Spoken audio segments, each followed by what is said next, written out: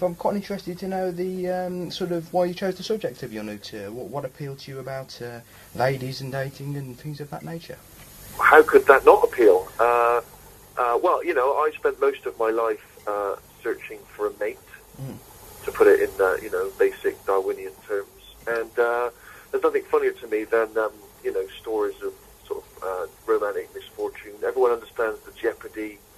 Everyone's been in that situation.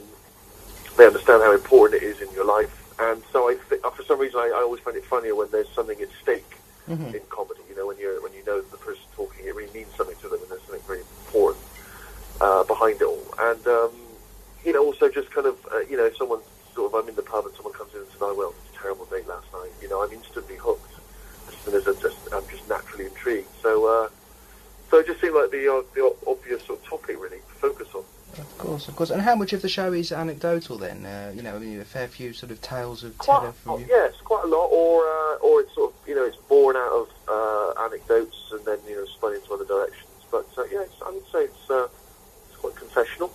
I remember listening to your podcast in years gone by, and you've had a few tales about sort of attempts to impress women with Zen and the art and bow ties and so. I mean, does some of that make it into the show? I mean, those particular ones don't make it in, but the stuff that is in the show is all sort of cut from the same cloth, as it were. Yeah.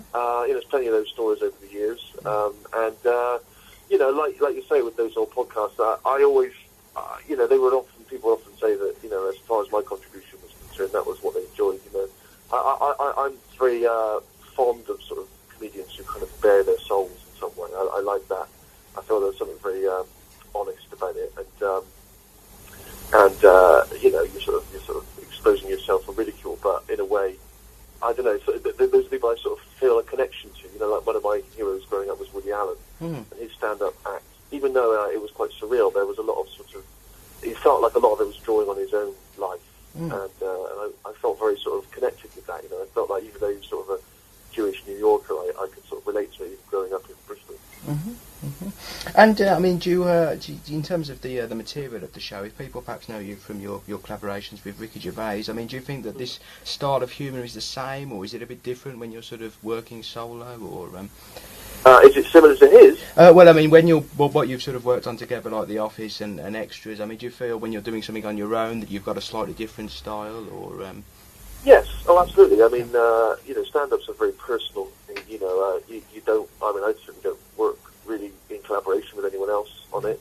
So, it's sort of it's only filtered through your own taste and consciousness. Really, you work it out on stage in front of the audience, and so it's very much more personal to me. The stories are directly from my life and my existence. The style of the delivery is sort of is uniquely mine, and it's quite physical. I use my sort of height and my sort of goofy face to comic effect. So even though like any of the work we've done, there's a sort of observational degree to it, and hopefully a sort of honesty, and maybe at times something a bit awkward or excruciating. I think it has its own character. Why do you think people like embarrassment humour? I mean, what is it that appeals? Is it sort of we're all sadists at heart, or? I think it's because there's a great sort of relief in knowing other people get as embarrassed and humiliated as we do. Everyone feels that way at some point. Everyone has done that at some point. And there's also, there's something about sort of laughing at the misfortune of others. There, but for the grace of God, go I. It's sort of. I don't know. It's like a pressure valve. There's a little exorcism. I think when you see a situation played out in all of its sort of ugly rawness, I think it's sort of like you can watch it from a safe distance. Same with people like horror films, probably. Yes, and I mean, do you find that those situations are as common now that you're famous, or perhaps even more so than before? Or? I don't think they're as common, unfortunately, which is a shame because they used to be great fuel to the fire. But they're not as common. But when they do happen, they're even more humiliating. They're even worse somehow because you feel like more eyes are trained on you. Particularly in an age when everyone's got camera phones and whatever else, and tweeting, and you feel like you're much more sort of self-conscious and aware, and terrified of being caught in some awful, humiliating situation. And in terms of the show itself, it's Hello Ladies. I mean, are you hoping that you might find your sort of ideal woman, while you're out on the road, or? Well, I think originally that was one of the jokes I made about the show. Wouldn't it be great if I found a wife? And then I started getting some slightly kind of creepy, oddball letters from people, and a few women in the audience looking a bit kind of, sort of vacant stares, and I just started getting a bit jumpy. Like maybe suddenly I'm going to be in some town somewhere, and a woman's going to be in a bridal gown in the front row, with a bread knife in her handbag. Yeah. So really now it's more just it's more of a discussion about the search for a wife rather than the actual actively pursuing one. Yeah, of course. And you say sort of you think it's important in comedy that you perhaps sort of send yourself up a bit. And I mean, do you think that's important that you don't take yourself too seriously, or? Well, I mean, when you see the show, I think you'll agree that if anyone gets humiliated, it's me. I'm the butt of the joke throughout. I quite like the idea of sort of being, in the eyes of the audience at least, sort of, lesser than them. That they hopefully are coming out for a sort of fun night, and I'm sort of, throwing myself around on stage and kind of humiliating myself and sharing the various stories of woe. And so, I hope that, they talk about kind of in comedy you can sort of be high status or low status. So high status comedians who sort of observe the world from it, and sneer at it and comment on it. And there's those of us like me who sort of, want to talk about how we're kind of crushed by life and, hanging on by the fingernails. Yeah, certainly. I mean, in terms of your sort of own sort of comedic style, I mean, where do you stand on controversy? I mean, do you think this stand-up show is controversial in any way, or have you? No, I don't think so. No, I it's not something that I've sort of sought out in the show. I don't have that sort of punk rock urge to shock in that way, to be kind of controversial. So I wouldn't say it was controversial. No. And why was it you decided? Sorry about that. If you're hoping for controversy. Yeah, of course. And why did you decide to sort of return to stand up now? Because I understand this is something you tried when you were younger. I mean, was it because you felt that you wanted to have another go, or? Well, I used to do it when I first left university. I did it on and off for about 5 years, and I was okay at it. And I sort of, I probably could have done it more frequently, but then the TV stuff took off, and I just sort of gave up. Really, I just couldn't be bothered, I guess, with it. I didn't take enough pleasure from it. And then more recently, I just sort of got the itch again. I felt like I sort of had unfinished business with it. And I started sort of doing it almost like a hobby, in the evening when I had free time, going to some small comedy club and trying out 5-10 minutes here. And then sort of over time sort of accumulated enough material that someone said, well, maybe you should sort of take it out on the road. Certainly. And it's more like a challenge for me. It's like I don't sort of get an amazing, overwhelming kick from performing. It's not like I thrive on the attention of the audience. It's more sort of the challenge of it, the sort of puzzle of it, it right.